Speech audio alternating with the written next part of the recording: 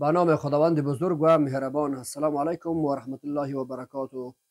در حالت روزه یا روزه داشتن، خون دادن با یک شخص مریض روزه را فاسد و باطل نمیکنه. چون ماه رمضان است، بعضی موارد ضرورت پیش می آید انسان به خاطر ای که جان یک شخص نجات پیدا کنه و یک انسان از هلاکت نجات پیدا کنه، نیاز هست که برش خون داده شود، خون اهدا شود. پس اگر شخصی روزدار به او مریض خون بده، روزی شخص فاسد و باطل نمیشه.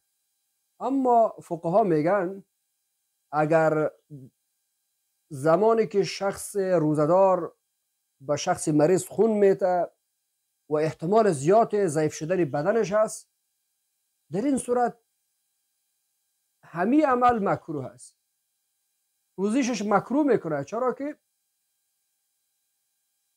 زمانی که شخص ضعیف میشه و این ضعیف شدن شخص باعث و سبب روزه خوردن شخص میشه، از این لحاظ در ماه مبارک رمضان به شخص مریض خون اهدا نمودن و خون دادن مکروه است. اما نفس خون دادن روزه را فاسد و باطل نمیکنه، چنانچه که این موضوع در فتاوای قاسمیه و احسن الفتاوا و دیگر فتاوا موجود است.